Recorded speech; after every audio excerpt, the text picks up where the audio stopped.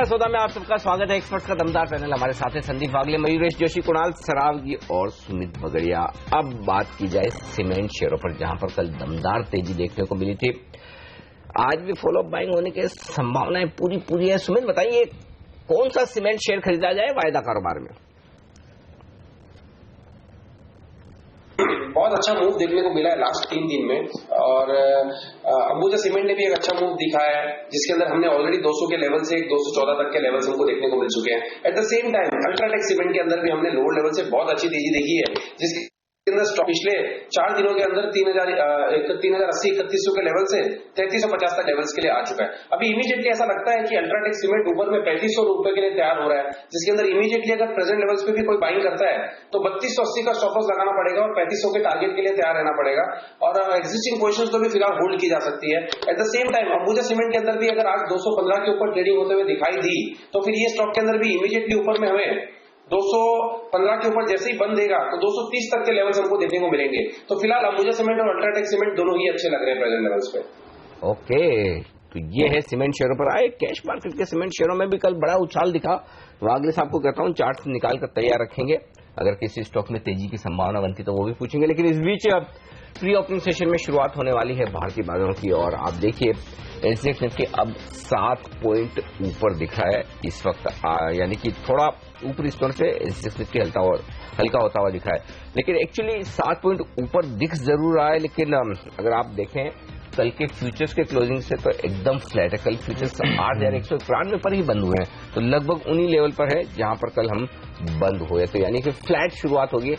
8200 को पार करना मुश्किल काम है थोड़ा, इसलिए निर्णायक लेवल चुना है आज हमने। देखते हैं उससे पार हो पाता है नहीं। फिलहाल 7 पॉइंट नीचे खुला है सेंसेक्स और 40 अंक ऊपर आपको नजर आएगा निफ्टी। तो निफ्टी ने मजबूत शुरुआत की है, क्योंकि ये 3.5% मजबूत है। अल्ट्राटेक, सन फार्मा और आईटीसी, ये 2 स्टॉक मजबूती के साथ खुलते हुए इन्फोसिस में 1% का इजाफा आपको देखने को मिलेगा। रुपया मजबूत खुलता हुआ 7 पैसा मजबूती के साथ 8 पैसे की मजबूती इस वक्त रुपए में थोड़ी मजबूत शुरुआत हुई, क्योंकि ये जो कमजोरी थी वो कल ही हो चुकी है और आज थोड़ी सी रिकवरी है। और वैसे भी $103 के नीचे जब तक डॉलर इंडेक्स बना हुआ तब तक ज्यादा डर नहीं है, तो ठीक ठाक है मामला, कोई दिक्कत वाली बात इस वक्त है नहीं। कल 30 पैसे की कमजोरी एक ही दिन में ज्यादा होगी, बड़ी कमजोरी थी, और आज भी देखिए 68 के तो नीचे ही कारोबार ये करता हुआ नजर आ रहा है। अच्छा, आईटी सेक्टर पर बात की जाए, क्रेडिट स्विस कहता है कि अब HCL टेक और टेक महिंद्रा को खरीदना चाहिए। नमूरा भी कहता है कि HCL टेक को खरीदना चाहिए। तो अर्निंग सीजन शुरू होने वाला है और अर्निंग सीजन से पहले इन रिपोर्ट्स का महत्व होता है। तो ये बताइए वागले साहब, HCL टेक और टेक महिंद्रा में से आपको कौन सा ज्यादा अच्छा लगता है? चार्ट्स किसके ज्यादा बेहतर है? हेमंत, टेक महिंद्रा में थोड़ा सा मोमेंटम है, दोनों के पैटर्न बुलिश है, लेकिन सीमित अपसाइड में बहुत ज्यादा यहाँ से वन वे 30-40% उतना व्यू नहीं बनता है। 10-12% की ट्रेडिंग अपसाइड है। टेक महिंद्रा में चूज करूंगा 520-530 के बीच में। करंटली 480 का व्यू है, क्लोज है। मुझे नहीं लगता है 460-465 के नीचे जाएगा। कोई भी हल्की सी करेक्शन होगी बाय करके चले, और ये कुछ 1 महीने का व्यू है। दिसंबर की सीरीज में आईटी सेक्टर ने काफी अच्छा प्रदर्शन दिखाया, तो लोगों ने नतीजों से पहले अब यहाँ पर तेजी करनी शुरू कर दी थी। ये इंटरेस्टिंग बात है, और रिजल्ट से पहले खरीदारी होना कॉन्फिडेंस दिखाता है, इसमें कोई डाउट नहीं। और वो भी बड़े बड़े इन्वेस्टर्स और खासतौर से एक्सेल टेक पर रिपोर्ट में।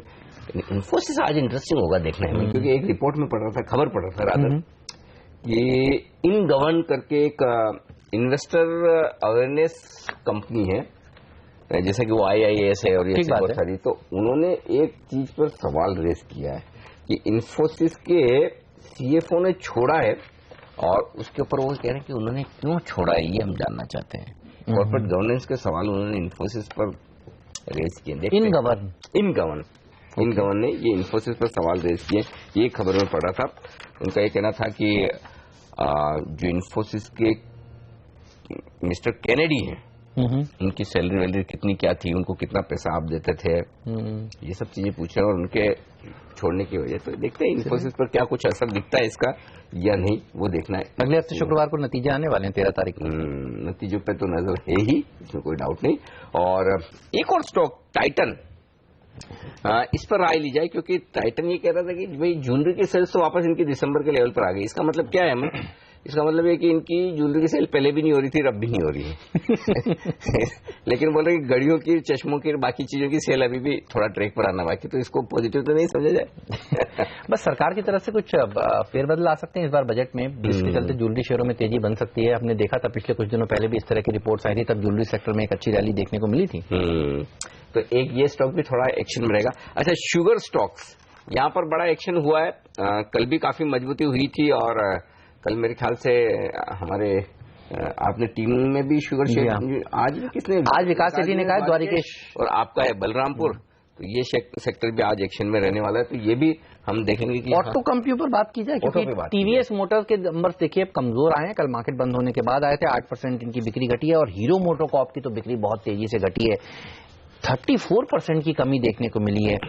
मेरा सवाल आपसे ये है कि आज अगर वीक खुलते हैं तो खरीद लेने चाहिए क्या, क्योंकि केवल टू व्हीलर्स में ही दबाव देखने को मिला। देखिए ट्रैक्टर की बिक्री अच्छी रही, गाड़ियों की बिक्री अच्छी रही, डिमोनेटाइजेशन का कुछ खास असर पड़ा नहीं है, और टू व्हीलर्स पर जो पड़ा था ये तो हम डिमोनेटाइजेशन के पहले दिन से बातचीत कर रहे हैं, तो लगता है फैक्टर इन हुआ है। आप कैसे रीड कर रहे हैं ये बताइए। बिल्कुल, आई थिंक स्ट्रीट मान के ही चल रहे हैं। जी कहते हैं जो Q3 के नतीजे आएंगे, वॉल्यूम डी ग्रोथ तो आई थिंक बिल्कुल देखने मिलेगी। और आई थिंक जैसे आपके पास नंबर्स आ रहे हैं दिसंबर ऑटो सेल्स के, टू व्हीलर्स के स्पेसिफिकली, हीरो और टीवीएस, आई थिंक साफ दर्शाता है कि I think demonetisation is clearly played out. और इसका मुख्य कारण यही है कि जो रूरल फोकस है हीरो मोटोकॉर्प, आई थिंक वहां सबसे ज्यादा मार पड़ी है। और अगर हम Q4 तक भी आई थिंक इसको एक्सटेंड करते हैं कि रिकवरी शायद वॉल्यूम्स में ना देखने मिले, at least for the first half of Q4, that is Jain लेंगे और first 15 days of February, I think Q4 की भी आई थिंक जो एक ओवरऑल वॉल्यूम ग्रोथ की आकांक्षा बिल्टअप हुई थी at the beginning of the fiscal, और जैसे पहले 2 क्वार्टर्स में आई थिंक नंबर्स दिखे थे, वहां पे बिल्कुल डीग्रोथ देखने मिल सकती है। क्या आई थिंक एक रिबाउंड देखने मिलेगा FY18 में, which is from the first half of the next fiscal year, बिल्कुल देखने मिल सकता है। तो मेरे ख्याल से I think as the economy recovers, as remonetisation and money supply starts coming in, मेरे ख्याल से आई थिंक जो एक स्ट्रॉन्ग रिबाउंड देखने मिलेगा टू व्हीलर सेल्स में, आई थिंक काफी एविडेंट होगा नंबर्स पे। तो मेरे ख्याल से आई थिंक फैक्टरिंग तो लार्ज एक्सटेंट हो चुका है, बट एक्चुअल नंबर्स जब आएंगे Q3 नतीजों के बाद, I think the market will react accordingly. The numbers are worser off, क्योंकि होती है 2 चीजें, आई थिंक जो एवरेज सेलिंग प्राइसेस है बाइक्स की, वहां पे भी थोड़ा दबाव देखने मिल सकता है in order to push through volume in such a scenario. और इनपुट कॉस्ट इन्फ्लेशन थोड़ा सा बढ़ रहा है, जिसका लेवरेज शायद कंप्लीटली बैलेंस शीट पे ना आए। तो मेरे ख्याल से I think better entry points मिल सकती है टू व्हीलर स्पेस में। Yes, I think Hero MotoCorp, TVS Motors declines पे पोस्ट रिजल्ट्स अगर मिलते हैं तो बिल्कुल एक लॉन्ग टर्म बेट हो सकती है।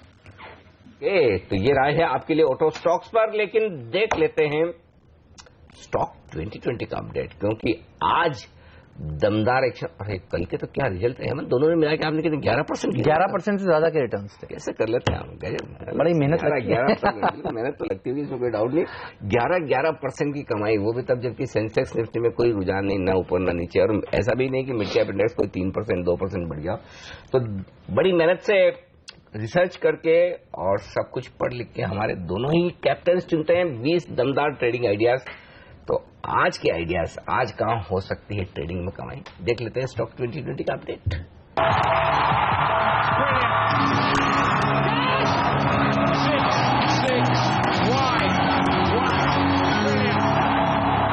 मेरी टीम पर नजर डालिए, और बल्लेबाजों से भरी है आज भी। मिड कैप्स और स्मॉल कैप्स ज्यादा अच्छा प्रदर्शन दिखाएंगे, और इंफ्रास्ट्रक्चर सेक्टर अब से लेकर बजट तक फोकस में, फ्लेवर में रहने वाला है। इसीलिए HCC, NCC, पटेल इंजीनियरिंग के ऊपर सिलेक्टर्स बुलिश है। रूरल थीम को और आगे बढ़ाते हुए एटलस साइकिल पर सिलेक्टर्स बुलिश है, और एटलस साइकिल जब जब अच्छी तेजी दिखाता है तो हरक्यूलिस हॉइस्ट में भी रैली देखने को मिलती है। हालांकि ये कंपनी रेलवे सेक्टर को केटर करती है, तो रेल बजट का फायदा भी इसको मिलेगा। इसके अलावा नजर रखिए मिर्जा इंटरनेशनल पर, लेदर सेक्टर के लिए बड़ी राहत देने की तैयारी में है सरकार, यहां पर तेजी बन सकती है। कोहिनूर फूड जैसी कंपनियों को भी इसलिए फायदा होगा क्योंकि रुपए में कमजोरी देखने को मिली है, और इसी का फायदा ADF फूड जैसी कंपनियों को होगा। गुजरात अंबुजा एक्सपोर्ट्स, तो फोकस रखिए ऐसी कंपनियों पर जिनकी आय और बड़ी आय एक्सपोर्ट सेक्टर से आती है, क्योंकि रुपया कमजोर हुआ है। कल स्कूटर्स इंडिया जैसी छोटी मझौली कंपनियां भी रैली दिखा सकती हैं। वैसे भी आप देख रहे हैं PSU स्टॉक्स काफी अच्छा प्रदर्शन दिखा रहे हैं पिछले कुछ दिनों से। मेरी टीम पर नजर डालिए, खबरों पे पूरी तरीके से फोकस यहाँ पे रखा गया है। शिल्पी केबल एक एक्विजिशन कर रहे हैं, IDFC बैंक, सिलसिल top pick, Asian oil fields में भी वारंट कन्वर्जन है। TVS मोटर खराब बिक्री, बलरामपुर चीनी बहुत ऊंचे भाव पे बाईबैक आ रहा है। वरुण बेवरेजेस में खरीदारी, यहाँ पे रेटिंग अपग्रेड्स आए हैं। गोकुलदास एक्सपोर्ट को फायदा मिलेगा एक्सपोर्ट सेक्टर से मजबूत डॉलर का, और अबन ऑफशोर बड़ी तेजी की तैयारी कर रहा है ऑयल सेगमेंट का फायदा उठाने के लिए। फ्रीड के तौर पर स्मार्ट लिंक डिमोनेटाइजेशन का फायदा और मिक इलेक्ट्रॉनिक्स रेल बजट का बड़ा बेनिफिशियल हो सकता है।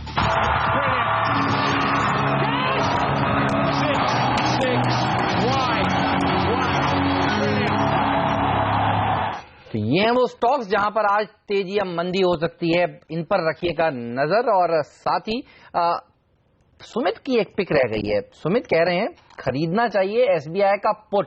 तो बताइए सुमित, आपको लगता है आज भी बैंक स्टॉक्स अंडर परफॉर्म करने वाले हैं क्या?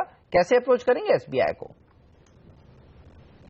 ऑप्शंस के अंदर देखिए हमने एक रणनीति बनाई है एसबीआई के अंदर, वो इसी को देखते हुए बनाई है क्योंकि कल एक बैंकिंग स्टॉक्स में अच्छा दबाव देखने को मिला और पीएसयू बैंकिंग के अंदर तो एक हैवी सेल ऑफ देखने को मिला, जिसके अंदर एसबीआई काउंटर था और ऊपरी लेवल से हमने करीब करीब कल के सेशन में 10 रुपए कॉल देखा।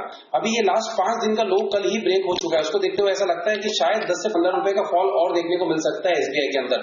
अगर ऐसा होता है तो एसबीआई का 245 का पुट जो कि 7 से 8 रुपए के बीच में लेना चाहिए, कल की क्लोजिंग 8 रुपए के पास है तो 7 से 8 रुपए के बीच में लेना चाहिए। स्टॉप लॉस इसका लगाना होगा 6 रुपए में, और अगर 10 से 12 रुपए का फॉल अगर एसबीआई के अंदर आ जाता है स्पॉट के अंदर कैश लेवल्स के अंदर, तो ये पुट की वैल्यू हो सकती है 11 रुपए से 14 रुपए।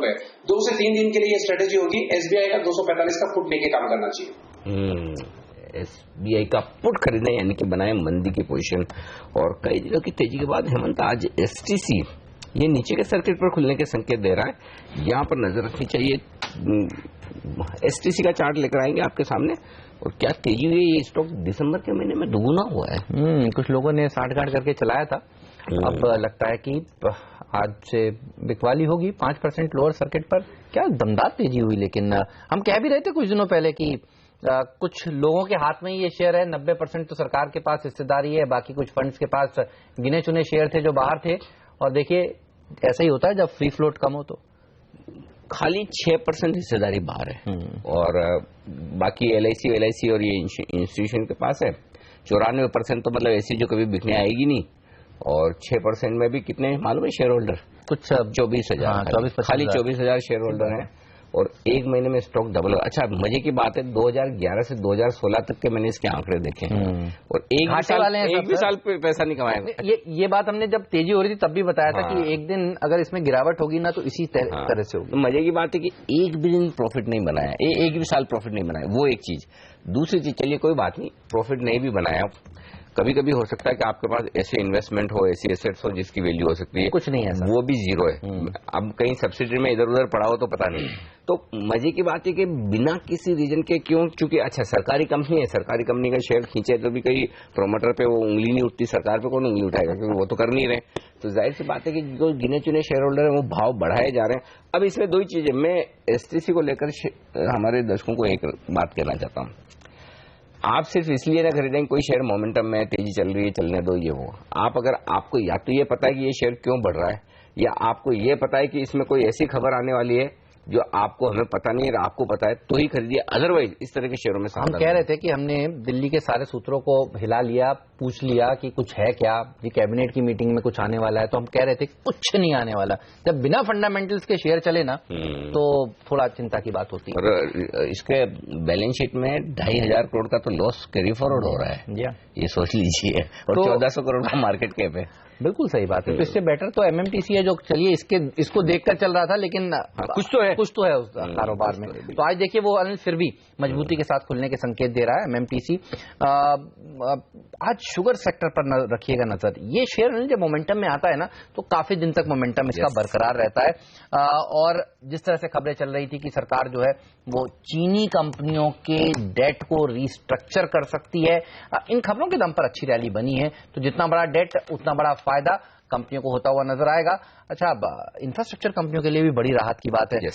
जब विकास सेठी साहब कह रहे थे ना कि उनको एचसीसी पसंद है, तो बागले साहब कह रहे थे कि मेरे को भी चार्ट्स काफी अच्छे लगते हैं। चार्ट देखकर बताइए, टारगेट क्या है और आपको क्या नजर आ रहा है इस चार्ट में? हेमंत, शॉर्ट टर्म टारगेट 48-49 का है, जो कि 10-15% है। यहाँ से कुछ दिनों में कुछ हफ्तों में आ सकता है। और जैसे ही ये स्टॉक 50 के ऊपर जाता है, एक पूरा राउंडिंग बॉटम पैटर्न फॉर्म होता है और उसका टारगेट लगभग 80-85 तक आ सकता है। लेकिन ये ऑब्वियसली एक कुछ हफ्तों का व्यू नहीं है, ये 3 से 6 महीने का व्यू है। तो मुझे यहां से या थोड़े से करेक्टिव मूव से ये स्टॉक एक्चुअली डबल होते हुए लगता है अगर आप 1 साल का व्यू ले तो। पिछले 24 घंटों में क्या हुआ है देखिए, बागले साहब को चार्ट्स इसके अच्छे लग रहे हैं, विकास सेठी जी ने रिकमेंड किया है। कल मुझे प्रकाश दीवान जी मिले, वो कह रहे थे शो के बाद कि अगर एक शेयर मैं खरीदूंगा तो HCC खरीदूंगा। और 30 तारीख को सबसे पहले CNBC आवाज की रिसर्च टीम ने, आशीष ने कहा कि मैंने कई सारे शेयर 2016 में बताए हैं जो आउट परफॉर्म करेंगे 2017 में भी, तो उनके जैकपॉट स्टॉक्स जो अच्छा प्रदर्शन दिखाने के लिए जाने जाते हैं उसमें भी HCC टॉप पर था। बिल्कुल, और ये स्टॉक हम मेरे ख्याल से 32-33 रुपए से हमने इसको आइडेंटिफाई किया, तब से अच्छी तेजी चल रही है। और हम ही करें इसके लिए सबसे बड़ा अभी जो ट्रिगर है मंथ की 2-4 दिन में होने वाला है, वो इसको पैसा मिलने वाला है, आर्बिट्रेशन वाला वो बड़ा ट्रिगर होगा और उस दिन तक ये शेयर मजबूत कम से कम रहने वाला है। उसके बाद देखेंगे क्या कुछ होता है इसमें। चलिए, इस वक्त प्री ओपनिंग सेशन में बहुत ही इंटरेस्टिंग रुझान दिख रहा है और वो ये कि सारी चिंताओं को दरकिनार करके बाजार मजबूत खुलने की तैयारी में है। 16 अंक ऊपर है, 8,200 के लेवल के बेहद करीब खुल रहा है। अब खुलेंगे तो वहां अगर टिक गए तो शॉर्ट कवरिंग भी जबरदस्त होगी, 50 पॉइंट ऊपर ले जाएगा बाजार को, और अगर फिसल गए तो 8,150 भी आना तय है। तो 8,200 पर खुलकर किस तरफ जाते हैं ये देखना इंटरेस्टिंग होगा। किस तरफ जाते हैं ये कौन डिसाइड करेगा? निफ्टी नहीं, बैंक निफ्टी। तो नजर बैंक निफ्टी पर रखेगा। यहां से एक अच्छी तेजी बनती हुई दिख सकती है, एक अच्छी तेजी या मंदी का रुझान बनता हुआ आपको दिख सकता है, और वहीं से समझ में आएगा कि क्या कुछ करना चाहिए। प्री ओपनिंग सेशन में जो संकेत मिल रहे हैं, हीरो मोटोकॉर्प 0.25% नीचे है। इसके अलावा एक भी शेयर हेमंत ऐसा नहीं जो 1% ऊपर या नीचे खुलने के संकेत दे रहा हो, यानी कि इसको शुरुआत शेयरों में होती हुई दिखेगी निफ्टी के, लेकिन कैश मार्केट के स्टॉक्स का एक्शन भरपूर रहेगा, बरकरार रहेगा, इसमें कोई डाउट नहीं। एशियन ऑयल फील्ड 6% ऊपर, स्कूटर्स 5% ऊपर, अंसल हाउसिंग 9% ऊपर। चलिए, पहली टिक आती हुई 25 अंक ऊपर है सेंसेक्स और निफ्टी 15 अंक ऊपर खुलता हुआ 8,195 पर। यह है पहली टिक आपके लिए। हीरो मोटोकॉर्प 1.5% के नुकसान के साथ टॉप लूजर है। आईटीसी दूसरे नंबर पर, बजाज ऑटो में भी कमजोरी का माहौल, ऑटो स्टॉक्स थोड़े से कमजोर होते हुए दिख रहे हैं। मारुति, महिंद्रा एंड महिंद्रा ये सारे के सारे लाल निशान में। टाटा मोटर्स लेकिन टॉप गेनर है 1% की मजबूती के साथ। एशियन पेंट्स, BPCL जैसे शेयरों में भी खरीदारी। बाजार एकदम फ्लैट होते हुए दिख रहे हैं, निफ्टी पर महज 1 पॉइंट की मजबूती, और बैंक निफ्टी ने लाल निशान में फिसलना शुरू किया। तो दबाव वहीं से बनता हुआ दिख रहा है, सबसे पहले बैंक निफ्टी से। ऑटो के अलावा इन्फोसिस और औरोबिंदो फार्मा ये थोड़ी कमजोरी के साथ खुलते हुए दिख रहा है। ये वायदा कारोबार के शेयर बता दूं आपको कौन से एक्शन में। 1.5% नीचे खुला है LIC हाउसिंग, दीवान हाउसिंग 1% नीचे, हमारा राजा में 1% का नुकसान। ये 3 स्टॉक हैं 1% से ज्यादा कमजोर। इसके अलावा बजाज ऑटो और हीरो ये कमजोर हैं। मजबूत क्या है? टाइटन 2.5% मजबूत, कावेरी सीड में 1.5% का इजाफा, यूनाइटेड ब्रूरीज 1% ऊपर खुलता हुआ दिख रहा है। ये है शुरुआत इस वक्त, थोड़ी कमजोरी के साथ शुरुआत, और बाजार 8,200 को पार करने में नाकामयाब रहे, ये एक संकेत साफ तौर पर दिख रहा है इस वक्त शुरुआती कारोबार में। बिल्कुल, और देखिए टाइटन है स्टॉक ऑफ द मोमेंट, क्योंकि मैनेजमेंट ने जो कमेंट्री दी है वो जबरदस्त दी है। और इस मैनेजमेंट की कमेंट्री के बाद CLSA ने क्या कहा है? CLSA कह रहा है कि मैनेजमेंट के जो शब्द हैं उस पर ध्यान रखिए।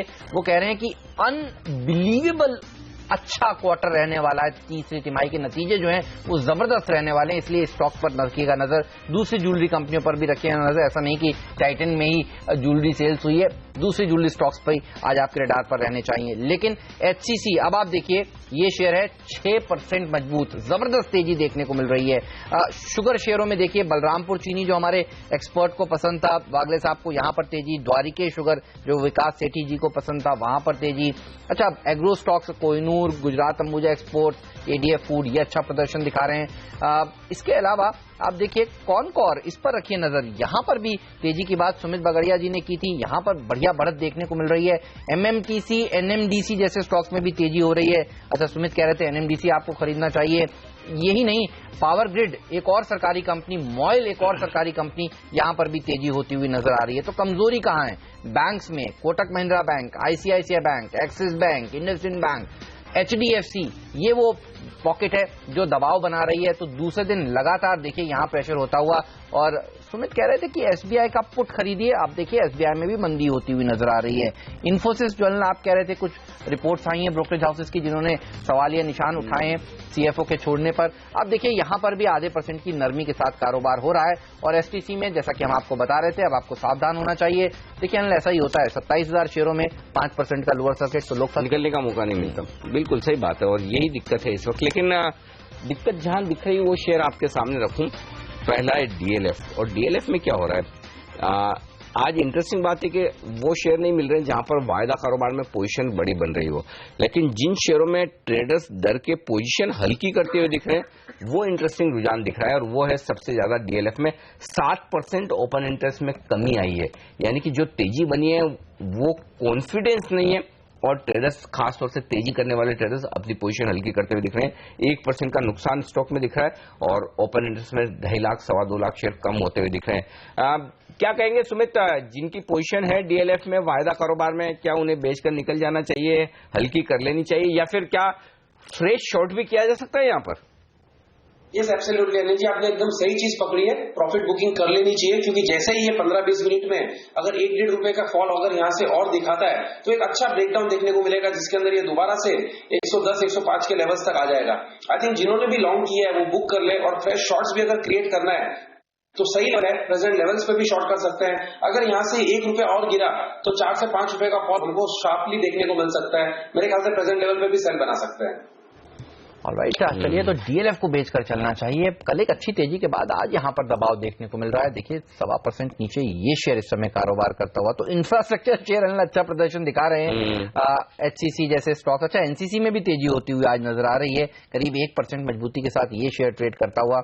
लेकिन टाइटन है स्टॉक ऑफ द मोमेंट, 3.5% की मजबूती। बागले साहब क्या और ऊपर जा सकता है ये शेयर? क्योंकि आप देखिए मैनेजमेंट की कमेंट्री तो जबरदस्त रही, और हम सब जानते हैं 8 नवंबर को रात को क्या हुआ था जब डिमोनेटाइजेशन का ऐलान हुआ था। लोगों ने भर भर के ज्वेलरी खरीदी थी, और अब उसके परिणाम सामने आएंगे, नतीजों का वक्त आ रहा है। क्या और ऊपर जाएगा? लगता है हेमंत, मुझे लगता है 360-365 तक तो ये मोमेंटम दिखाई देता है। करंटली 345 है, 340 के नीचे जाना नहीं चाहिए मोमेंटम बरकरार रहना है तो, और 365-370 तक अगले कुछ दिनों में जा सकता है। ये एक स्टॉक एक्शन में रह सकता है, देखते हैं। बहुत बड़े रुझान तेजी मंदी के आज आने रहे। एलआईसी हाउसिंग 2% नीचे खुला है, लेकिन यहाँ पर भी ओपन इंटरेस्ट में कमी आती हुई दिख रही है। इंटरेस्टिंग बात है, इसका मतलब है कि जो है हेमंत, कल सुबह हमने कवरेज किया जिसकी वजह से शॉर्ट्स बने, लोग धीमे धीमे शॉर्ट कवर कर रहे हैं। एक्चुअली मॉर्गन की रिपोर्ट आ जाने के बाद यहाँ पर शॉर्ट कवरिंग होती हुई दिख रही है, यानी कि फ्रेश नई मंदी के सौदे यहाँ पर नहीं हो रहे, ये संकेत साफ तौर पर दिख रहा है इस वक्त। तो ये एक रुझान। एक और स्टॉक जहां पर तेजी बनती दिख रही है, सीमेंट शेयरों में थोड़ी मुझे मजबूती नजर आ रही। तो यहां पर काकटिया सीमेंट, मंगलम सीमेंट, ये सारे छोटे छोटे सीमेंट शेयर आज फिर से मजबूत हो रहे हैं। शुगर शेयर थोड़े थोड़े मजबूत होते दिख रहे हैं। शुगर शेयरों में भी चुनिंदा खरीदारी होती हुई दिख रही है सेक्टर के लिए। कंस्ट्रक्शन हाउसिंग वाले शेयर आज भी मजबूत है। कल मेरे ख्याल से आपकी टीम में कौन से थे? अंसल, जी हाँ, अंसल हाउसिंग 8% आज फिर से ऊपर है।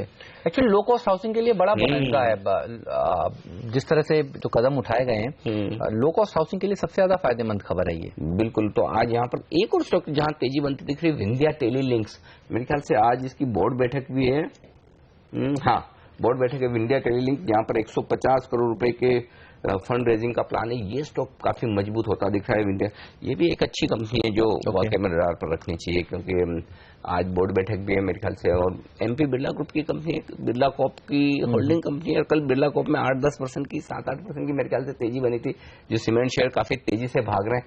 विंध्या टेलीलिंक आपके सामने लेकर आएंगे, यहाँ पर नजर रखिएगा। और हेमंत, मुझे याद है कि इस स्टॉक में भी रिलायंस म्यूचुअल फंड की दमदार हिस्सेदारी है। 8-8.5% उन्होंने खरीदा हुआ है। और डिजिटल, ये ऑप्टिक फाइबर वाला कारोबार है जो डिजिटल इंडिया और ये सबसे जुड़ा हुआ है। तो ये एक स्टॉक है जहां पर बड़ा एक्शन होता हुआ दिख रहा है, और यहाँ पर तेजी बन सकती है। तो एक ये भी ध्यान रखिए, आज बोर्ड बैठक है, बोर्ड बैठक में क्या कुछ होता है उस पर नजर रखी जाएगी।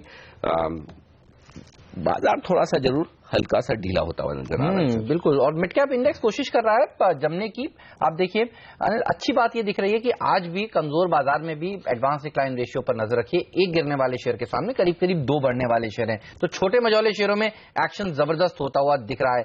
टीबीजी एक और ऐसा स्टॉक है, देखिए अच्छी तेजी तो हो चुकी है, अब टाइटन में टीबीजी, पीसी ज्वेलर्स ये किस तरह से ट्रेड कर रहे हैं, इन पर रखिए नजर।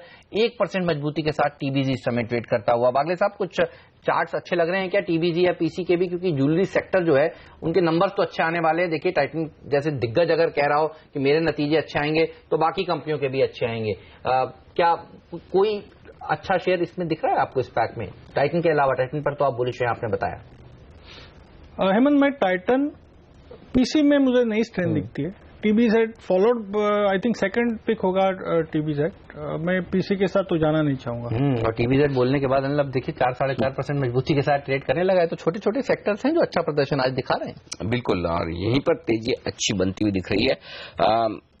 मजे की बात है कि आज एक भी ब्लॉक डील है नहीं, कहीं कोई एक्शन ब्लॉक डील का हो नहीं रहा है। मतलब ठंडा है, मतलब कारोबार। बैंक निफ्टी लेकिन दबाव बना रहा है, 0.5% नीचे बैंक निफ्टी आता हुआ दिख रहा है, और यहीं से दिक्कत बनती हुई दिख रही है। टीबीजी देखिए, अच्छा आपका टारगेट क्या आपने बताया वागले साहब टीबीजी पर, क्योंकि अब तो देखिए 5-5.5% ऊपर चला गया आपके बताने के बाद। टीबीजी और ऊपर जा सकता है क्या? इंट्राडे में टारगेट बताइए। 64 का मेरा टारगेट है, जो ऑब्वियसली इंट्राडे का नहीं होगा, 2 या 3 दिन का होगा। 64 आज आ सकता है। आ सकता है, आप बोल रहे हैं तो फिर तो आ ही सकता है। और उसके बाद 67, मतलब मुझे उसमें वो बड़ी मूव कैप्चर करने में ज्यादा इंटरेस्ट होगा। तो 2 या 3 दिन का व्यू लेके चले तो 67 तक का मेरा व्यू बैठ रहा है। लेकिन क्या तेजी शानदार होती दिखे, 4.5% अब टाइटन भाग चुका है, तो अच्छी खरीदारी टाइटन में यहां पर होती हुई आपको दिखेगी। लेकिन एक बार यहां पर जो तेजी बनती दिख रही है छोटे छोटे शेयरों में, इन पर आयल या एचसीसी के चार्ट्स मेरे ख्याल से हमने खुलने के बाद नहीं पूछते हैं। हाँ, एचसीसी के चार्ट्स पूछे जाए। बताएं कुणाल, एचसीसी में आपको क्या लेवल्स ऊपर की तरफ आते हुए दिख रहे हैं? देखिए अनिल जी, बहुत ही बेहतरीन चार्ट स्ट्रक्चर है, और जिस तरह का ब्रेकआउट हमने देखा है, जिस तरह का वॉल्यूम एडिशन लास्ट कुछ दिनों में हुआ है, गैप भी इसके चार्ट पर कुछ दिनों पहले बना और वो गैप सस्टेन कर रहा है, तो मुझे लगता है कि यहां पर बिल्कुल मैं सहमत हूं कि 50-52 के स्तर आपको बहुत जल्द आते हुए दिखेंगे, और 50 के आसपास कुछ अड़चन चार्ट पर नजर आती है। 50 यदि इसने पार कर लिया तो ये 65-66 तक भी काउंटर जा सकता है, तो मेरी राय में खरीद के चलना चाहिए। स्टॉप लॉस 41 के रीजन में रखना चाहिए। तो देखिए 6% मजबूती के साथ ये शेयर इस समय चल रहा है, और अब 6% मजबूत होने वाला है। टीबीजी भी तो 3% ऊपर था जब आपको बताया गया था, और अब देखिए यहां पर भी रैली बनती हुई नजर आ रही है। तो छोटे छोटे स्टॉक्स आज भी अच्छा प्रदर्शन दिखा रहे हैं। मिड कैप इंडेक्स अभी भी 1/4% मजबूती के साथ ट्रेड करता हुआ नजर आ रहा है। तो फोकस तो मिड कैप्स और स्मॉल कैप्स पर ही है मार्केट का आज। बिल्कुल, और वहीं पर अच्छी तेजी होती दिख रही है। इसमें इस बीच एक मिड कैप शेयर जो अच्छा मजबूत होता दिख रहा है वो है सीएट। आज फॉर ए चेंज यहां पर तेजी की पोजीशंस बनती हुई दिख रही है। स्टॉक 1% मजबूत भी है और 2% ओपन इंटरेस्ट बढ़ता हुआ दिख रहा है। तो चाहे शॉर्ट कवरिंग समझे चाहे फ्रेश खरीदारी, पूछते हैं सुमित से। सुमित, इस स्टॉक पर क्या राय है, इन लेवल्स पर क्या ट्रेड बनेगा? अनिल जी, सीएट के अंदर एक बार तेजी का मूव बन सकता है। यहां से इसके अंदर एक तेजी बन रही है, और इमीडिएटली अभी हमने देखा है कि ये तो का हाई भी तोड़ चुका है। तो आई थिंक इंट्राडे में इसके अंदर एक तेजी बनेगी, जिसके अंदर 1230-1240 तक के लेवल्स देखने मिल सकते हैं। 1194-95 के आसपास ये ट्रेड कर रहा है। अगर इमीडिएटली प्रेजेंट लेवल्स पे किसी को बाय करना है तो 1170 का स्टॉप लॉस होगा। 1170 के स्टॉप लॉस से बाय करें, और ऊपर में टारगेट 1240-1250 के देखने को मिल सकता है। वागले साहब, आपकी तो बड़ी गहरी पकड़ रहती है सीएट के चार्ट्स पर। वैसे मैं कल गलत हो गया था। कल मेरा मॉर्निंग में हमारा कल एक्चुअली सारे घूम गए थे, कोई खास बात नहीं, कभी और होता है, स्टॉक लॉस तो होते ही है। लेकिन मैं सुमित के साथ बिल्कुल हूँ। क्लियर ब्रेकआउट है, 1230-1240, शायद 1250 भी आ सकता है 1 या 2 दिन में। स्टॉप लॉस होगा 1180, 20 रुपए का रिस्क ले, 40-50 रुपए का अपसाइड है। तो फाइनेंशियल्स मैच हो रहे हैं, मुझे उसमें ज्यादा इंटरेस्ट रहता है। ये इंटरेस्टिंग, यानी कि ये तेजी के लिए तैयार होता हुआ दिख रहा है। अगर बाजार का मूड सुधरा, ठीक है 8150 आ तो गया है, लेकिन बाजार का मूड सुधरा तो भागने में लग रहा है ये शेयर आगे रहेगा। क्योंकि हेमंत देखिए, ओपन इंटरेस्ट जो बढ़ा है वो इंटरेस्टिंग है, क्योंकि टाइटन में बढ़ता हुआ समझ में आता है, टीवीएस मोटर में बढ़ना समझ में आता है क्योंकि आज वहां पर नंबर्स आए। लेकिन बिना किसी खबर के ओपन इंटरेस्ट में जो सबसे ज्यादा इजाफा हुआ है वो सीएट में ही हुआ है। तो ये स्टॉक ट्रेडिंग के लिहाज से मौके दोनों तरफ देता है। बिल्कुल, और एक सेक्टर जो मौके आपको तेजी की तरफ हर रोज दे रहा है वो है शुगर सेक्टर। उगर शुगर, उत्तम शुगर देखिए, धामपुर, बजाज, सारे के सारे शेयर अच्छा प्रदर्शन दिखा रहे हैं। और एक सेक्टर जो अभी अभी अच्छा प्रदर्शन दिखाने लगा है, कुणाल, और राय आपकी लेना चाहता हूं, और वो है जीएसटी की बैठक से पहले आप देखिए लॉजिस्टिक स्टॉक्स, चाहे वो गति हो चाहे वो स्नोमैन हो, आप चार्ट देखकर बताइए आपको कुणाल कौन सा अच्छा लगता है। मैं बताता हूं खबर क्या है। आज से 2 दिन की एक बैठक शुरू होने वाली है जीएसटी को लेकर, और देखिए इंपॉर्टेंट बैठक है। लगता है कि इस बैठक में फैसला निकलकर आ जाएगा। जो असहमति बनी हुई थी ड्यूअल कंट्रोल को लेकर, वो होती हुई नजर आएगी। और आज की बैठक में निर्मला सीतारमण जी भी अटेंड कर रही हैं उस बैठक को। और रोल आउट की जो डेट है, अगर वो सामने आ जाए प्रेस कॉन्फ्रेंस के जरिए, तो बहुत तेजी बन सकती है इन स्टॉक्स में। काफी दिनों से अंडर परफॉर्म कर रहे थे, आज अच्छा प्रदर्शन दिखाना शुरू कर रहे हैं। और सुबह सुबह विकास सेठी जी कह रहे थे कि उनको गति सबसे अच्छा लगता है। ये बताइए, स्नोमैन, गति, वीआरएल, ऑल कार्गो, लंबी लिस्ट है लॉजिस्टिक स्टॉक्स की, आपको सबसे अच्छा कौन सा लगता है ट्रेडिंग के लिहाज से? ये लीजिए, पटेल इंटीग्रेटेड भी अब 6.5% मजबूत हो गया है। कौन सा शेयर आप पकड़ना चाहेंगे? देखिए, मैं भी गति के साथ जाना चाहूंगा हेमंत, जहां पर के बहुत शॉर्ट टर्म के लिहाज से देखें तो कुछ मोमेंटम डेवलप हो रहा है। मुझे लगता है 130 तक ये काउंटर जा सकता है। लेकिन यहां पर देखिए, अगर ओवरऑल चार्ट स्ट्रक्चर देखें तो मार्केट को अंडर परफॉर्म कर रहे हैं ये काउंटर्स, तो बहुत बड़ी तेजी की गुंजाइश मुझे नहीं लगती। मुझे लगता है न्यूज के चलते कुछ अपसाइड आपको देखने को मिल सकता है। गति फॉर एग्जाम्पल आपको 130 का लेवल दिखा सकता है, वहीं पर मुझे लगता है प्रॉफिट बुकिंग कर लेनी चाहिए। ओके, गति यहाँ पर चलने की तैयारी, लेकिन गति तो बढ़ती दिख रही है सीएट की। यहाँ पर 1200 के पार निकल के कितना हुआ दिख रहा है। सबसे बढ़िया बात है, मैं तो ओपन इंटरेस्ट देखे 6% हाईएस्ट गेनर ओपन इंटरेस्ट में ये स्टॉक। मैं आपसे एक सवाल पूछना चाहता हूँ, आप कौन सी गाड़ी चलाते हैं ये मैं नहीं पूछूंगा, गाड़ी में टायर कौन से रहता है? टायर सीएट के, क्योंकि इनकी कमान जब भी बोलते हैं वो चलता है। अच्छा, ये सवाल, हाँ यार, ये चैनल चेक मैंने किया नहीं, आज देखता हूँ मैं बता देता हूँ। डिस्क्लोजर अगर मुझे पता नहीं, लेकिन मैं डिस्क्लोजर दे दूंगी, हो सकता है सीएट के टायर लगे हो मेरी गाड़ी में।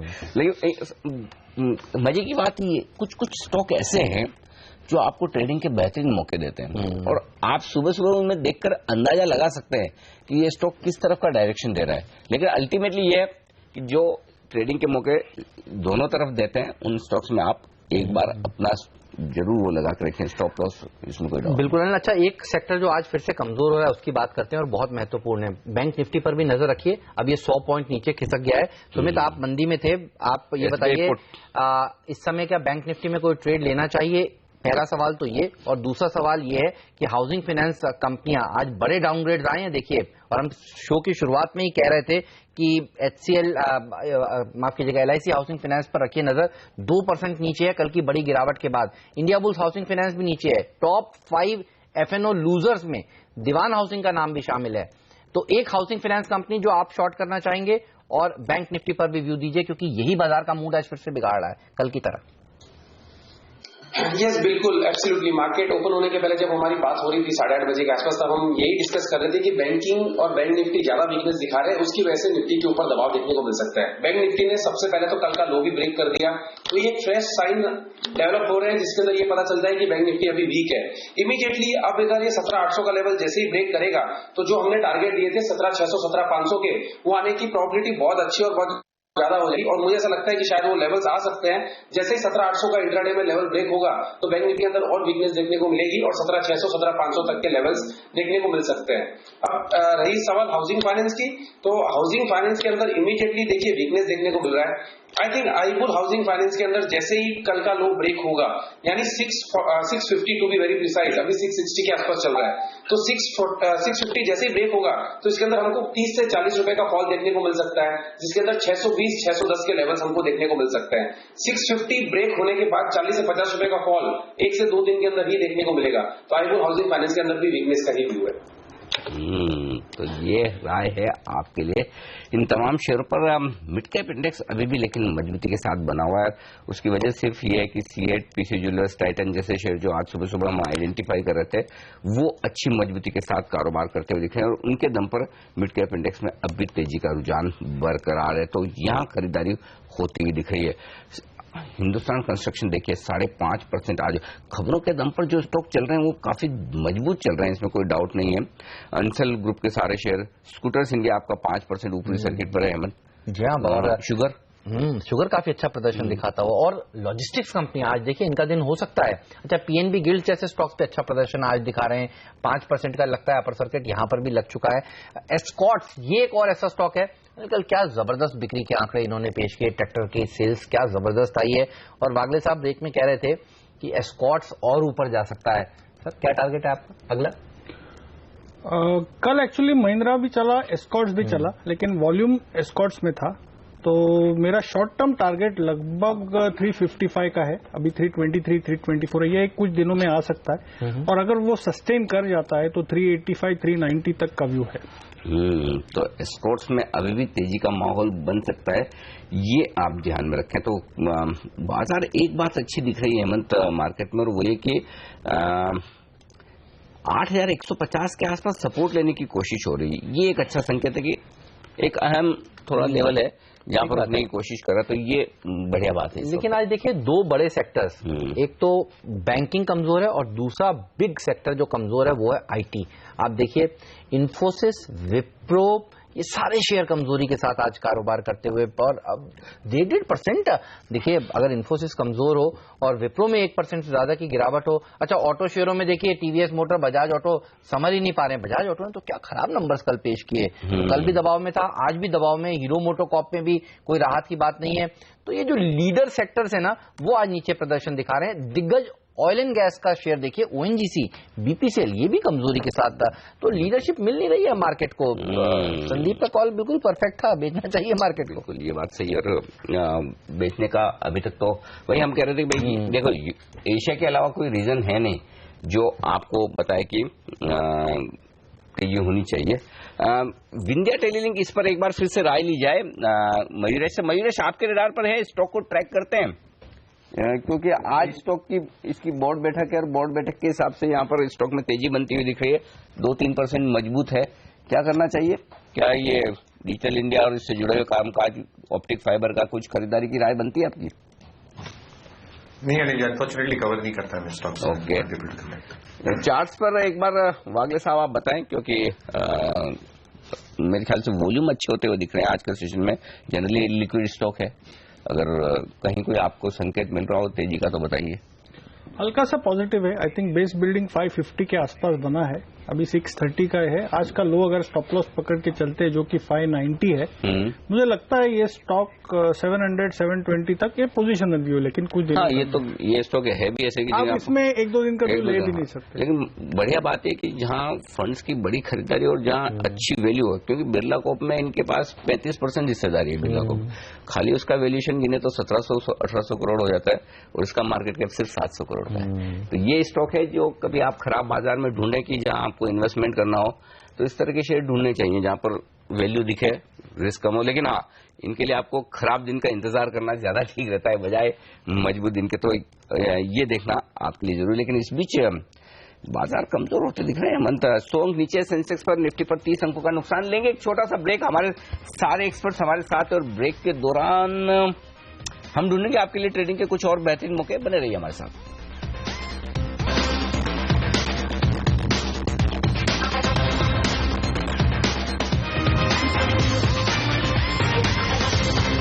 सुस्ती के साथ कारोबार हो रहा है, दबाव में है भारतीय बाजार। बैंक निफ्टी को इसका श्रेय जाता है। बैंकिंग शेयर्स में सबसे ज्यादा प्रेशर है। हाउसिंग फाइनेंस कंपनियां दिग्गज हो, चाहे वो एचडीएफसी जैसी या फिर एलआईसी हाउसिंग फाइनेंस हो, देखिए यहां पर प्रेशर बना हुआ है। लेकिन ऐसा नहीं कि सब तरफ बिकवाली है, दबाव है। मेटल शेयर देखिए मजबूत है। हिंडाल्को यहां पर तेजी होती हुई दिख रही है, और जेएसपीएल जैसे स्टॉक्स मजबूत है। सेल देखिए तेजी के साथ कारोबार कर रहा है, और लॉजिस्टिक स्टॉक्स में काफी अच्छी मजबूती देखने को मिल रही है। स्नोमैन पर नजर रखिए, 5.5% ऊपर, गति देखिए तेज है। मयूरेश, कितनी इंपॉर्टेंट लग रही है आपको आज की बैठक, और क्या लग रहा है आपको आउटकम पॉजिटिव आएगा? सालों से इंतजार हो रहा है जीएसटी की सहमति बनने का, और अब बजट सेशन में क्या लग रहा है आपको, पास हो पाएगा जो नया खाका तैयार करना था सरकार को जीएसटी का? और आप कौन से स्टॉक पर सबसे ज्यादा बुलिश हैं ये भी बताइए, क्योंकि कई शेयर हैं जो 5 से 6% मजबूती के साथ इस समय ट्रेड कर रहे हैं।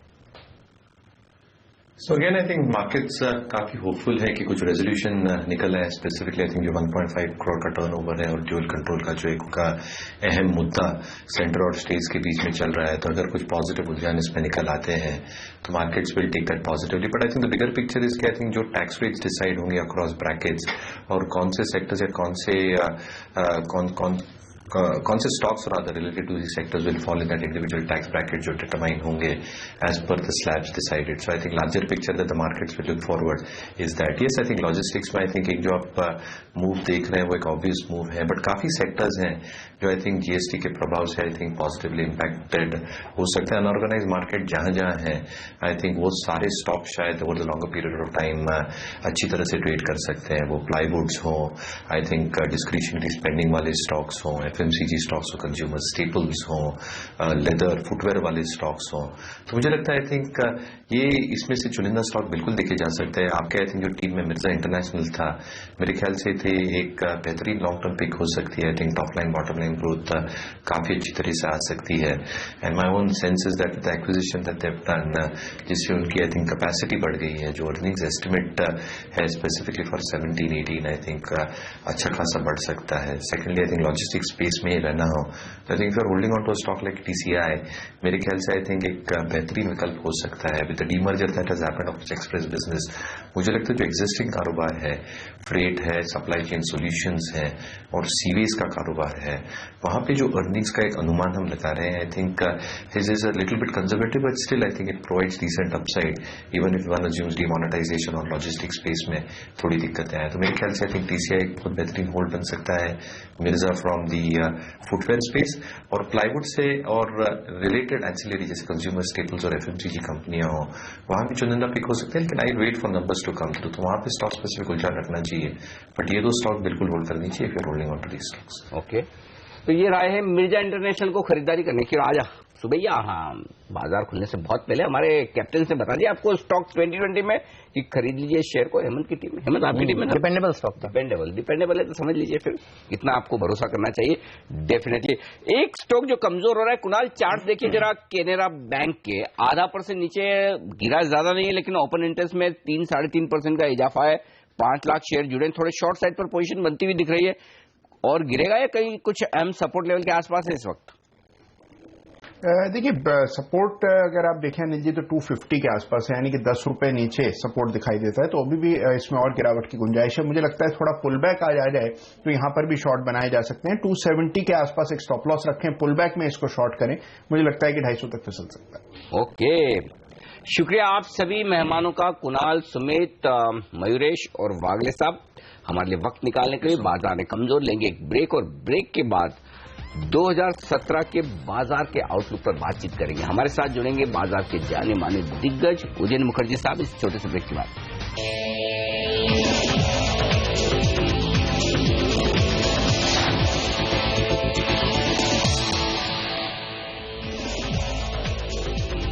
बाजार 85 अंक नीचे, सेंसेक्स पर, निफ्टी पर 25 अंकों का नुकसान, 8,150 के आसपास रुकने की, सपोर्ट लेने की कोशिश निफ्टी कर रहा है, ये एक अच्छा संकेत है। हाँ, बैंक निफ्टी की कमजोरी थोड़ी सी कम होती दिख रही है, हालांकि है अभी भी 70 पॉइंट नीचे बैंक निफ्टी, लेकिन निचले स्तरों से थोड़ा रिकवर करता हुआ दिख रहा है। और मिड कैप शेयरों ने थोड़ी हिम्मत रखी हुई, अभी भी 1.4% मजबूत है। लेकिन ये साल बाजार के लिए कैसा होने वाला है, किन खास चीजों पर आपकी नजर होने वाली है, होनी चाहिए, ये बताने के लिए हमारे साथ जुड़ रहे हैं बाजार के जाने माने दिग्गज उदयन मुखर्जी साहब। उदयन सर, गुड मॉर्निंग, स्वागत है आपका सीएनबीसी आवाज पर। सबसे पहले तो आपको नए साल की बहुत बहुत शुभकामनाएं सर। आप सबको भी और आपके दर्शक को भी नए साल की मुबारक। उम्मीद तो ये करते हैं शुरुआत में कम से कम 2017-16 से अच्छा होगा।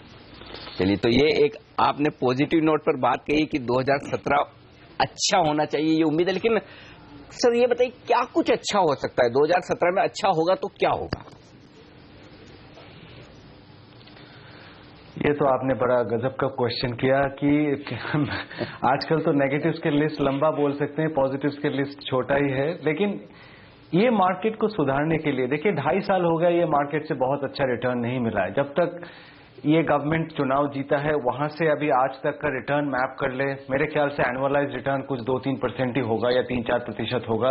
ये कोई इक्विटी मार्केट का रिटर्न नहीं है। तो 2.5 साल बीत गया, मार्केट अभी भी अर्निंग्स रिकवरी के लिए वेट कर रहा है और मेरे ख्याल से वही मार्केट को ऊपर की तरफ चला सकता है और एक परमानेंट ड्यूरेबल अप ट्रेंड में डाल सकता है। बाकी आपको रैलीज मिल जाएंगे, जैसे इस साल में भी आपको मिला था 2016 में 7,000 से मार्केट 9,000 के आसपास चला गया था। तो इंटर ईयर एक बड़ा पावरफुल रैली मिल गया, लेकिन अगेन ईयर के एंड में हम फिर से 8,000 तक पहुंच गए। तो ये कोई अप ट्रेंड नहीं है, ये रैलीज हो रहा है, उसके बाद सेल ऑफ हो रहा है, उसके बाद रैली हो रहा है। ये मार्केट को कहीं लेके नहीं जा रहा है। मार्केट को एक अप ट्रेंड में डालने के लिए आपको अर्निंग्स रिकवरी चाहिए और अर्निंग्स रिकवरी हर साल मार्केट को डिसअपॉइंट कर रहा है। 2017 फिस्कल में भी करेगा। मेरे ख्याल से आपको फ्लैट अर्निंग्स मिलेंगे, आप थोड़ा लकी बन गए तो 2-3% का अर्निंग्स ग्रोथ मिल सकता है, जो कुछ खास नहीं है डिमोनेटाइजेशन के बाद। अगर ये साल के शुरुआत में आप ब्रोकर से पूछे तो 2018 फिस्कल में क्या होगा, सेम जवाब हर साल जैसे कि इस साल भी 15-20% अर्निंग्स बढ़ेगा और साल के एंड तक हम मार्केट में 15% का रिटर्न देगा। क्या पता 3 साल के बाद ये इस बार सच हो जाए, लेकिन वही मार्केट को चला सकते हैं अनिल। बाकी सारे नॉइज है, आप UP election, GST, demonetisation, Donald Trump जो भी बता लो, जब तक अर्निंग्स रिकवरी नहीं होगा हमारे पास 13-14% कम से कम अर्निंग्स ग्रोथ वापस नहीं आता है, ये मार्केट यही दायरे में घूमता रहेगा। सर, पिछले 3-4 दिन से बैंक्स ने जिस तरह से अंडर परफॉर्मेंस दिखानी शुरू करी है, खासतौर से एसबीआई ने जिस तरह से लेंडिंग रेट्स को कट किया है, ये बताइए आप कैसा देख रहे हैं इस कदम को और क्या इम्पैक्ट होगा इससे, क्योंकि आज भी बैंक्स और हाउसिंग फाइनेंस कंपनियां काफी दबाव में। देखिए, बैंक्स में कोर बिजनेस में एक चैलेंज है। मैं पिछले कुछ हफ्ते से ये कमेंट्री सुनते जा रहा हूं कि बैंक के पास पैसा आ गया, अभी कासा डिपॉजिट बढ़ जाएगा, बॉन्ड डील से पैसा बन जाएगा। ये कोर बिजनेस नहीं है। कोर बिजनेस बैंक का क्या है? कोर बिजनेस है लेंडिंग। बैंक के लिए 3 चीज महत्वपूर्ण होता है लॉन्ग टर्म बिजनेस के हिसाब से। एक, क्रेडिट ग्रोथ क्या हो रहा है, एक उनका नेट इंटरेस्ट मार्जिन क्या है, और तीसरा उसका एसेट क्वालिटी क्या है। बाकी नॉइज है, वो होता रहेगा, कभी उसको कैपिटल बॉन्ड मार्केट से थोड़ा फायदा मिल जाएगा, कभी इधर से कुछ फायदा मिल जाएगा, वो कोर बिजनेस नहीं है। ये 3 पैरामीटर में आप एनालाइज कीजिए आज बैंक्स का सिचुएशन क्या है। क्रेडिट ग्रोथ 6% है, थोड़ा बढ़ भी जाएगा तो सिंगल डिजिट में होगा। ये बैंक के लिए करंट वैल्यूएशन पे बहुत ज्यादा टेलविंड नहीं है, बैंक को इससे बहुत ज्यादा क्रेडिट ग्रोथ चाहिए। रही एनआईएम्स नेट इंटरेस्ट मार्जिन की बात, जो प्रॉफिट डिटरमिन करता है, ये जो एसबीआई के इंटरेस्ट रेट और सारे बैंक जो इंटरेस्ट रेट कट कर रहे हैं, इसके बाद एनआईएम्स यहां से बढ़ नहीं सकता। कितना कम होगा हम देखेंगे।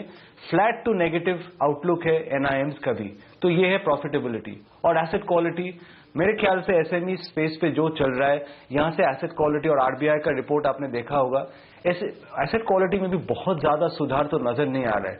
तो अगर ये तीनों पैरामीटर में आपको लग रहा है कि बैंक्स में बहुत ज्यादा पॉजिटिव आउटलुक नहीं है और सब लोग बैंक का शेयर लेके बैठे हैं, एफआईआईज इंक्लूडेड, तो आपको आश्चर्य नहीं होना चाहिए कि ये स्पेस में थोड़ा सा प्रेशर आपको दिख रहा है, क्योंकि ये ओवरऑल कैटेगरी है, टेक्निकल्स अच्छे नहीं है और इसमें फंडामेंटल काफी प्रॉब्लम्स और क्वेश्चन मार्क्स आ चुके हैं। तो नियर टर्म के लिए बैंक निफ्टी से बहुत ज्यादा लीडरशिप आप उम्मीद आप मत रखिए। सर, हर क्वार्टर के नंबर्स में एक चीज जो अच्छी दिखती थी वो था हाउसिंग फाइनेंस कंपनियों के परिणाम। अब आपको लगता है कि एसबीआई के और बाकी बैंक्स के लेंडिंग रेट कट करने के बाद हाउसिंग फाइनेंस कंपनियों को भी कंपटीशन झेलना पड़ेगा और उनके नतीजे में भी दबाव देखने को मिलेगा, क्योंकि ये वो ऐसा स्पेस है जहां पर सब लोग, ज्यादातर लोग ओवरवेट थे, कंसेंसस बाय हो गए थे। ये देखिए, लॉन्गर टर्म के लिए ये अभी भी बहुत अच्छा स्पेस है, क्योंकि इंडिया में हाउसिंग फाइनेंस एक बहुत ही स्ट्रांग इंडस्ट्री है और लॉन्गर टर्म के लिए इसका डिमांड में बहुत ज्यादा कटौती मुझे दिखता नहीं है। शॉर्ट टू मीडियम टर्म में काफी चैलेंजेस आ चुके हैं। पर एक तो प्रॉफिटेबिलिटी से शुरू करता हूं। आपको पता ही है कि बैंक का रेट कट होने के बाद काफी माइग्रेशन होने की संभावना है हाउसिंग फाइनेंस कंपनी से बैंक्स तक, और उनको भी रेट नीचे करना पड़ेगा, उनके नेट इंटरेस्ट मार्जिन में चैलेंज आ जाएंगे, तो प्रॉफिटेबिलिटी पे प्रेशर होगा। लेकिन मेरे हिसाब से दूसरा सबसे बड़ा चैलेंज होगा कि कंपेटिटिव इंटेंसिटी कितना बढ़ जाएगा। अभी आप एक बैंक सीईओ के शूज में अपने आप को बैठाइए, चेयर में उनके कुर्सी में बैठाइए। मार्केट में क्रेडिट ग्रोथ 6% है, आपको कहीं नहीं क्रेडिट मिल रहा है क्योंकि कोई कैपेक्स नहीं कर रहा है, आपको लोन देने का एवेन्यू बहुत कम हो चुका है। और दूसरी तरफ आप देख रहे हो कि कुछ हाउसिंग फाइनेंस कंपनीज है जिसका assets under management loan growth अभी भी 15-20% है। तो आप ये नहीं सोचोगे कि मैं उस मार्केट पे जाता हूं जहां पे ऑलरेडी क्रेडिट ग्रोथ तगड़ा चल रहा है और वो बिजनेस को थोड़ा छीनने की कोशिश करता हूं। मुझे लग रहा है कि अभी आप बहुत ही ज्यादा कंपटीशन देखेंगे हाउसिंग फाइनेंस मार्केट में।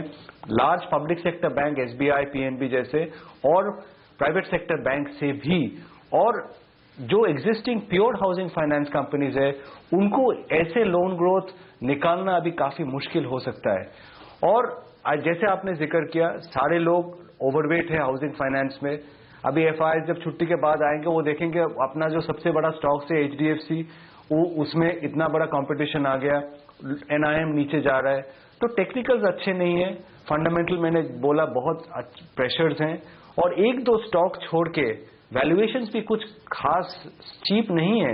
इसमें काफी ये सेक्टर में स्टॉक्स 3 से 5 प्राइस टू बुक पे ट्रेड कर रहा है। तो ये सब देखते हुए मुझे लग रहा है कि पी कंप्रेशन होने का चांस हाउसिंग फाइनेंस स्पेस में है, तो पी मल्टीपल कम हो सकता है।